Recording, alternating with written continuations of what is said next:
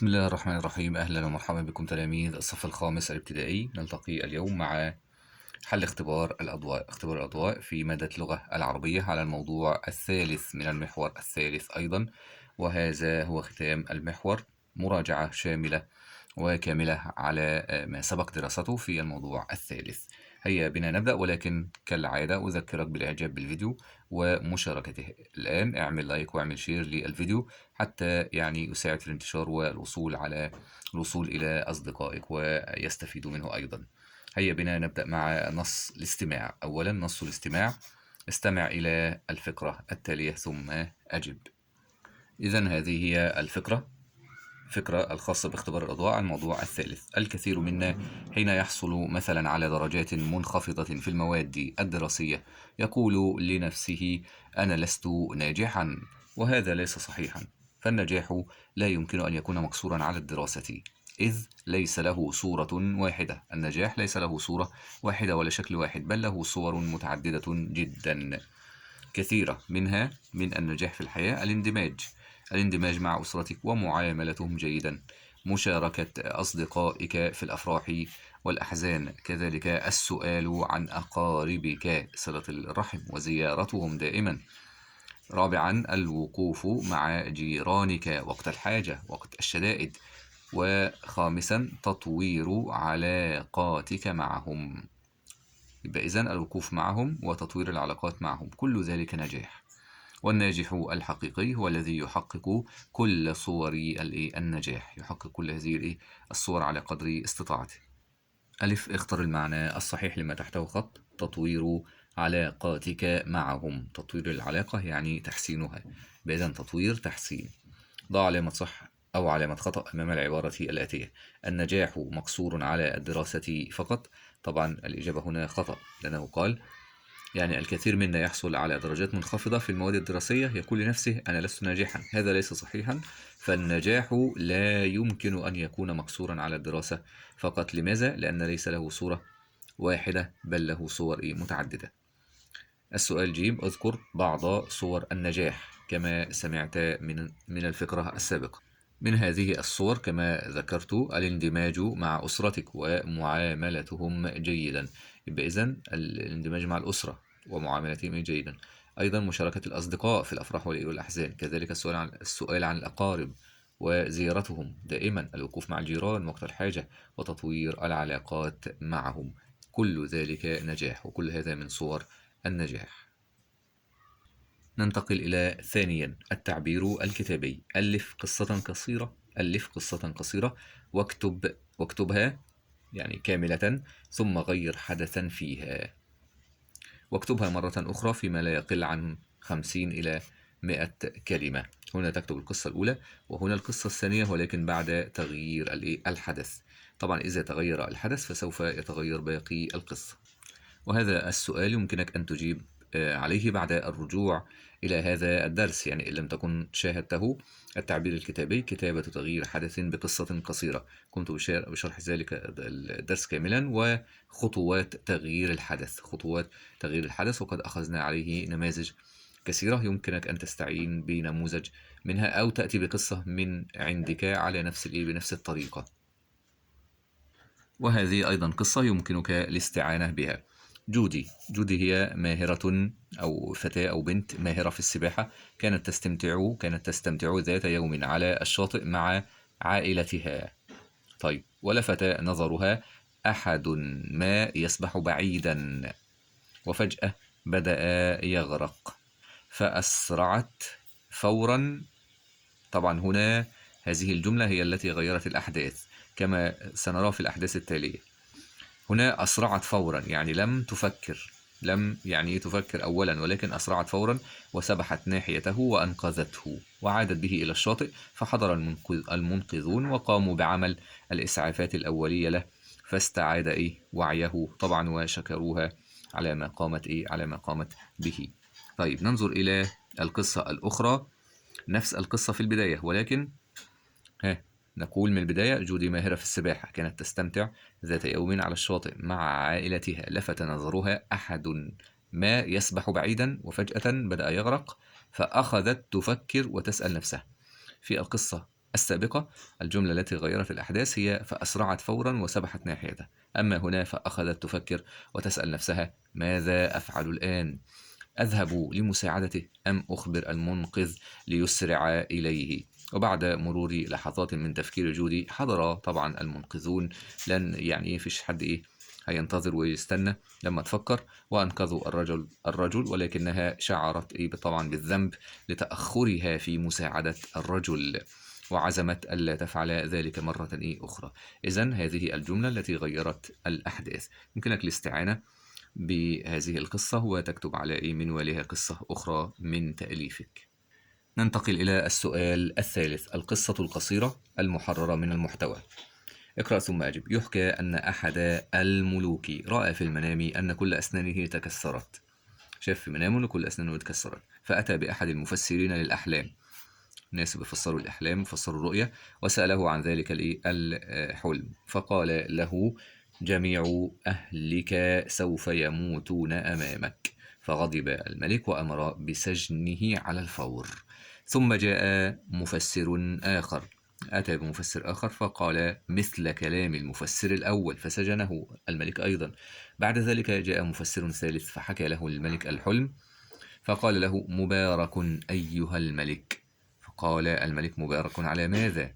فقال الرجل ستكون أطول أهلك عمرا، ستكون أطول أهلك عمرا.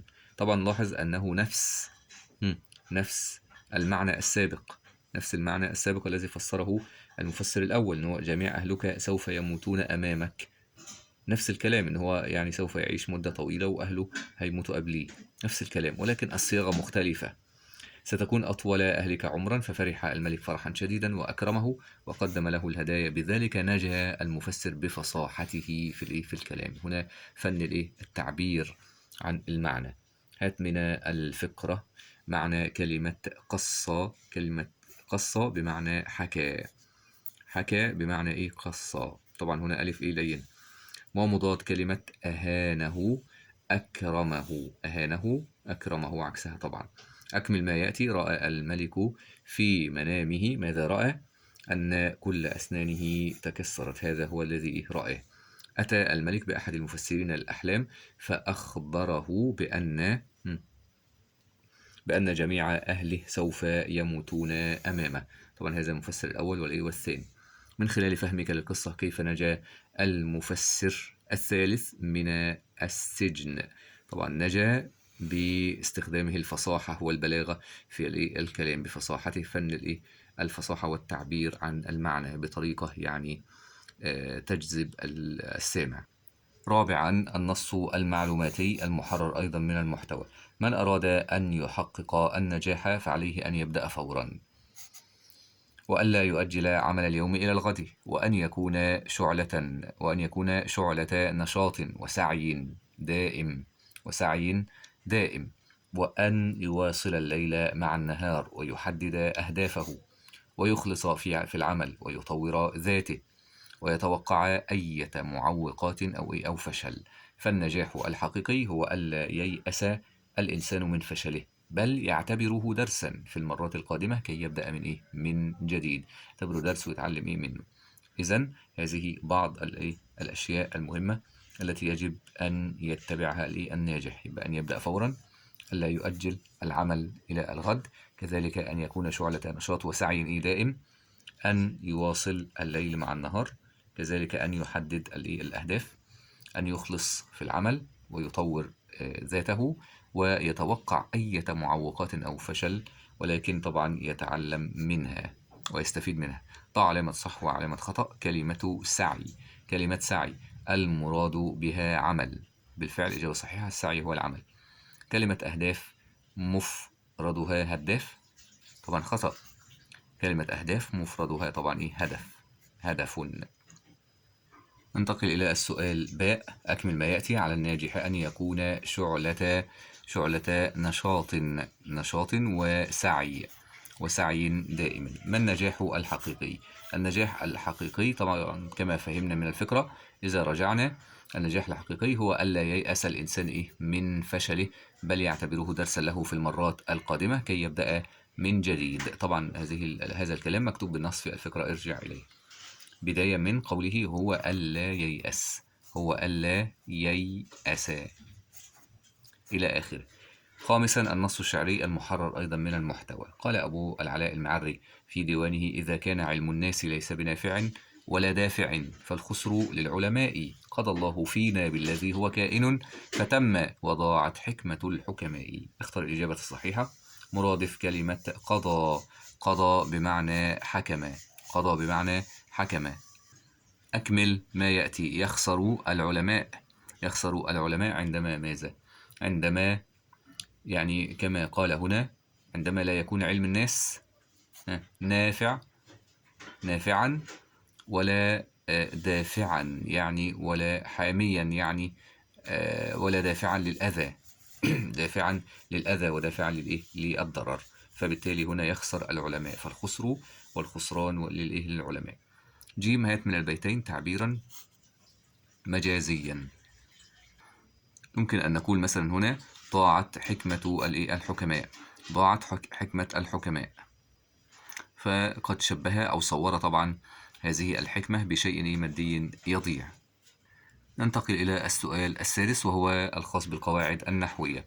سأل تلميذ معلمه الناجح المحبوب. سأل، سأل طبعا فعل ماض. سأل إعراب هذه الكلمة فعل ماض. طيب فعل ماض مبني على الفتح. سأل تلميذ، تلميذ فاعل ومعلمه مفعول به. سأل تلميذ معلمه الناجح المحبوب: ما سر نجاحك يا معلمي؟ فقال المعلم: إنه العمل، إنه العمل الذي يرقى الإنسان به وتعلو وتعلو مكانته، ويجب أن يوظف الإنسان علمه ويستفيد منه. فالعمل والعلم هما سبب قوة الأمم وتقدمها. قال التلميذ: من الآن سأجتهد وأتعلم وأعمل لأكون ناجحا مثلك يا معلمي. طيب بعد ذلك قال المعلم. من الذي قال؟ المعلم. فالكلمة المعلم إعرابها فاعل، فاعل مرفوع وعلامة الرفع طبعا الضمة. أجب بما هو مطلوب بين القوسين. استمتع الأبناء، استمتع الأبناء بالقصتين. ضع خطا تحت الاسم المجرور واكتب علامة جره. استمتع الأبناء بالقصتين، يبقى إذن القصتين اسم مجرور بالباء اللي هو حرف الجر متصل، وعلامة جره الياء. علامة الجر هنا الياء. لماذا علامة الجر الياء؟ طبعا لأنه مثنى، هذا هو السبب. إذن كتبنا العلامة علامة الجر والسبب أيضا. سلمت على طبعا في خطأ، صوب ما تحته خط، هو يقول مشاركون، طبعا على حرف جر، يبقى إذن المشاركين. المشاركين اسم مجرور بعلى حرف الجر المنفصل، وعلامة جره الياء لأنه جمع مذكر سالم يجر بالياء. على المشاركين في الحفل، كذلك في هنا حرف جر، والحفل اسم مجرور بفي وعلامة جره الكسرة لأنه مفرد. حدد علامة إعراب ما تحته خط فيما يأتي. ما علامة الإعراب هنا؟ كافأت المثقفين. علامة الإعراب في كلمة المثقفين كافأت المثقفين. كافأت طبعا فعل وفاعل، والمثقفين مفعول به، مفعول به منصوب، وعلامة نصبه الياء، علامة نصبه الياء. لماذا؟ لأنه جمع مذكر سالم فهو ينصب بالياء. لاحظ ما قبل الياء مكسور، الحرف الذي قبل الياء يكون مكسورا. والنون طبعا نون جمع المذكر مفتوح. طبعا هذا الدرس شرحته بالكامل أيضا على القناة. تشتد الرياح شتاء، بإذن الرياح فاعل، هي التي تشتد، فاعل مرفوع وعلامة الرفع الضمة. علامة الرفع هنا الضمة لأنه جمع تكسير، يعني جمع الرياح، بإذن الضمة لأنه جمع تكسير. والكلمة السابقة طبعا العلامة الياء لأنه جمع مذكر سالم.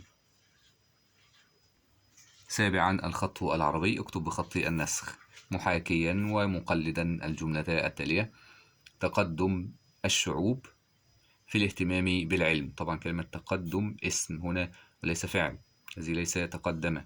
لكن تقدم طبعا هو اسم مصدر، تقدم الشعوب في الاهتمام بالعلم.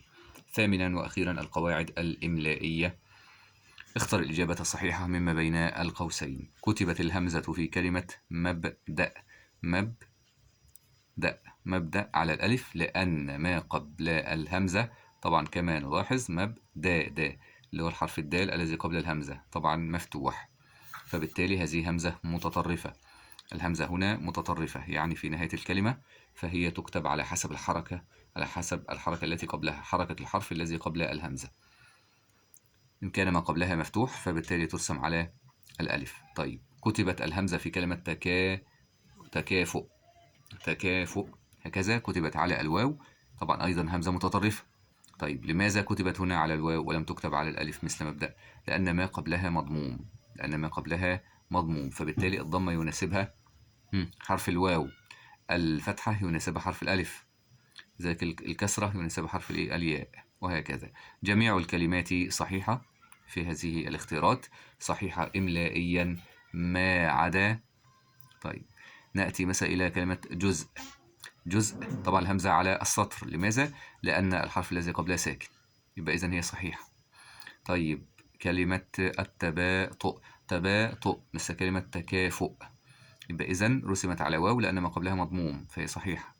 يتبوأ طبعا ما قبل الهمزة فتحة مثل كلمة مبدأ، طبعا هي شدة فتحة، الحرف مشدد بحرفين، الأول ساكن والثاني هنا مفتوح، فإذا قبلها فتحة فيناسبها أن ترسم على الألف فهي صحيحة. أما هنا كلمة قارئ رسمت الهمزة على السطر وهذا خطأ مع أن قبلها كسرة، الصحيح أن ترسم على الياء، ترسم على نبرة أو على ياء في نهاية الكلمة هكذا قارئ. لماذا؟ لأن ما قبلها مكسور، يبقى إذن هذه الكلمة الخطأ لم تكتب بطريقة صحيحة إملائيا. ننتقل سريعا إلى هذه نماذج من المهام الأدائية. المهام الأدائية اختر مهمة أو مهمة من المهام التالية ونفذها. طبعا هي خاصة بالتعبير الكتابي.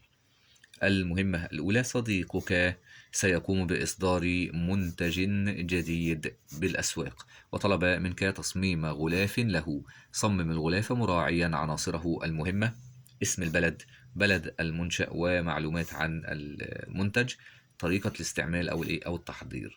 طبعا هذا الدرس من التعبير الكتابي شرحته قبل ذلك، وهو بعنوان التعبير الكتابي كتابة غلاف منتج. هذا هو الدرس قمت بشرحه سابقا بهذا العنوان كتابة غلاف منتج، وشرحت التعريف وكذلك شرحت المخطط أو عناصر الكتابة كيف نكتب، وبعد ذلك قمت توضيح بعض النماذج التطبيقية، وقمت بحل التدريبات أيضا. أرجو أن تعود إلى هذا الدرس لتستعين به في حل المهام الأدائية. أما المهمة الثانية: اقرأ الآتي ثم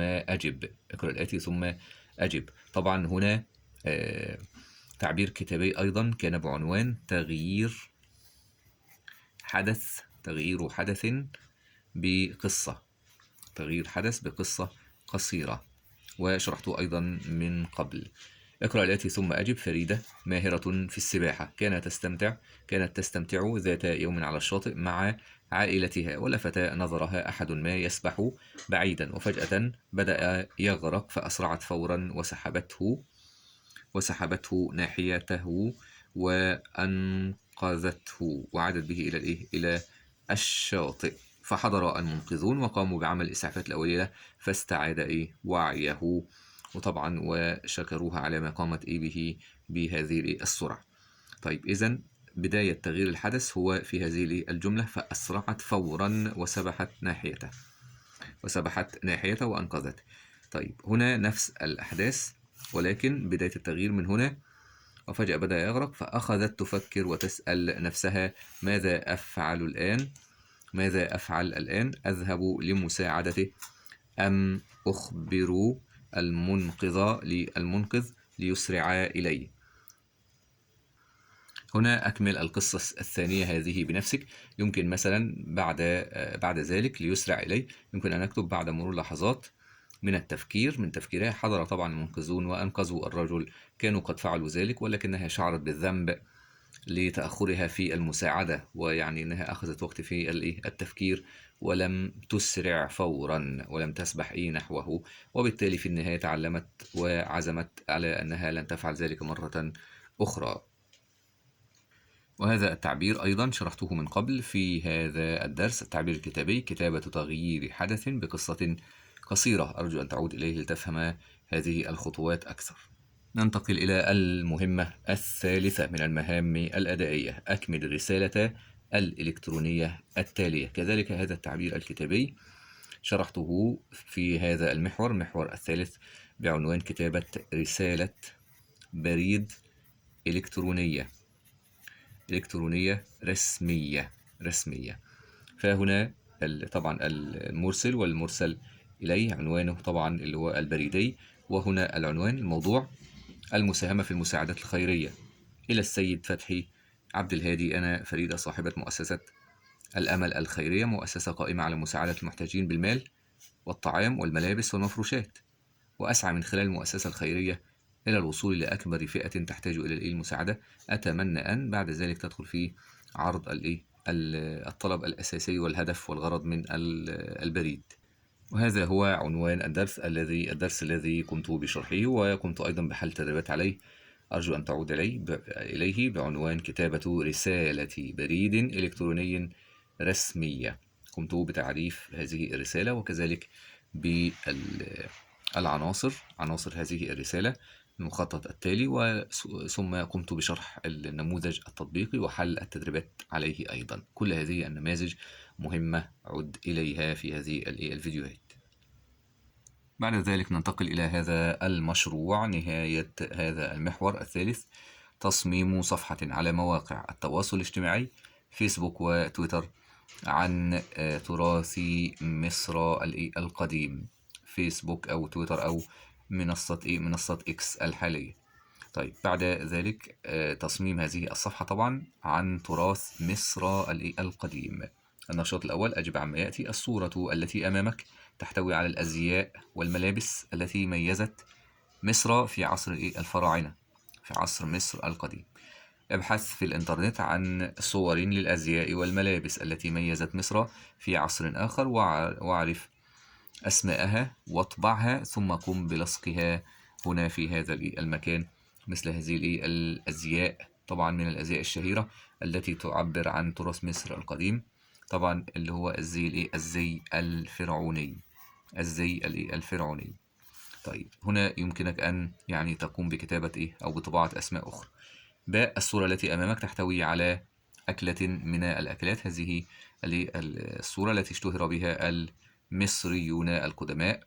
ابحث في الإنترنت عن صور للأكلات التي اشتهرت بها مصر في عصر آخر، واعرف أسماءها واطبعها، ثم قم بلصقها أيضا. هنا مثلا الأسماك المملحة، وهذا الطبق. يمكن أيضا أن نكتب بعض الأكلات التي تميزت بها مصر القديمة أيضا من التراث القديم هنا. النشاط الثاني: يوم شم النسيم، من المناسبات العامة التي احتفل بها المصريون القدماء. ابحث في الإنترنت عن طريقة احتفالهم بها والأكلات التي يتناولونها في هذه المناسبة، مثل البيض وهكذا. النشاط الثالث: اختر مناسبة أخرى من المناسبات العامة، بين كيف احتفل بها المصريون في العصور السابقة. ثم النشاط الرابع: هناك تشابه بين أفراح الزفاف الآن وأفراح الزفاف في مصر القديمة. ابحث كذلك في الإنترنت عن ذلك واكتبه. النشاط الخامس: هنا صادفت سائحا يريد أن يتناول الأكلات التي تعبر عن تراث مصر القديم. ما الأكلات التي يمكن أن تذكرها له؟ طبعا الأكلات المصرية الشهيرة مثل الفول والطعمية وهكذا، من هذه الأكلات كما هو موجود في هذا النشاط. أما النشاط السادس: أردت إنشاء صفحة على فيسبوك أو تويتر أو إكس لتعرض فيها كل ما يخص تراث مصر القديم. ابحث عن خطوات إنشائها واكتبها. طبعا يمكنك أن تدخل وتصمم هذه الصفحة مثلا من فيسبوك، بتضغط على علامة إنشاء صفحة أو إنشاء فقط، ثم تدخل اسم الصفحة، ثم تضغط التالي، ثم تكتب بعد ذلك أو تختار يعني فئة من فئات الصفحات ونوع الصفحات وتضغط إنشاء. ثم بعد ذلك تخصص صفحتك وإضافة صورة للملف، صورة شخصية أو صورة الغلاف، وتضيف بعض المعلومات التي تطلبها منك الصفحة، ثم تدعو الأصدقاء للتواصل مع هذه الصفحة، هذا من خلال فيسبوك. ويعني قريب منها الموقع الرسمي أيضا لتويتر أو إكس، قريب أيضا من هذا من هذه الطريقة، من خلال إنشاء حساب على هذه المنصة. ثم بعد ذلك النشاط السابع هنا وهو التخطيط للمشروع، والمطلوب إنشاء صفحة كما ذكرنا عن تراث مصر القديم، على أن تتضمن الأزياء والأكلات والمناسبات العامة وكيفية الاحتفال بها، والأغاني والموسيقى والأماكن التراثية، من خلال نماذج من الصور والفيديوهات والمقالات والتسجيلات الصوتية التي توضح هذا التراث. اتبع الخطوات الآتية مع مجموعتك للتخطيط لهذه الصفحة، وتكتب كما قلنا اسم المجموعة والمشرف وشعار الصفحة واسمها، كذلك اختيار المهمة وجمع الصور لدعم هذه المعلومات أو رسمها، كذلك جمع الفيديوهات عن المعلومات، ثم جمع معلومات وكتابة مقال عن تراث مصر القديم وتجهيز الشعار والصورة المعبرة، ثم تجهيز الصفحة وتحديد المسؤول عن إدارتها وتجهيز إعلان ودعاية للصفحة. كذلك بعد ذلك قسم هذه المهمة التي تم اختيارها إلى مهام صغيرة ووزع دور كل فرد، فتكتب هنا المهمة والمسؤول وكذلك موعد تسليم هذه المهمة. أخيرا هنا مراجعة وتقييم ما تم والذي لا يزال ناقصا لم يتم، فتكتب هنا ما تم وهنا الناقص. بعد ذلك تجهيز ما تم وترتيبه لنشر هذه الصفحة على الإنترنت. والآن حان وقت تنفيذ المشروع، صفحة عن تراث مصر القديم. بالتوفيق. أرجو أن تكون قد استفدت من هذا الشرح. الفيديو القادم نقوم بحل أو بشرح أولا نص الاستماع، احترام الكبير يعني الكثير، أول درس في المحور الرابع، والموضوع الأول دعوة للاحترام. نقوم بشرح هذا الدرس ثم بحل التدريبات عليه كاملة بإذن الله. درس مهم جدا، الاحترام الكبير يعني الكثير. تابعه معي في الفيديو القادم. أتمنى قد تكون قد استفدت من هذا الشرح وهذا الحل. اكتب لنا في التعليقات إن كان لديك أي سؤال أو استفسار، وشاركنا في المنتدى. كذلك لا تنسى أن تقوم الإعجاب بهذا الفيديو، وكذلك مشاركته مع الآخرين حتى يستفيدوا منه. كذلك اشترك في القناة، ويمكنك الانضمام إلى القناة أيضا وإلى الأعضاء المميزين في القناة. شكرا لكم، والسلام عليكم ورحمة الله وبركاته.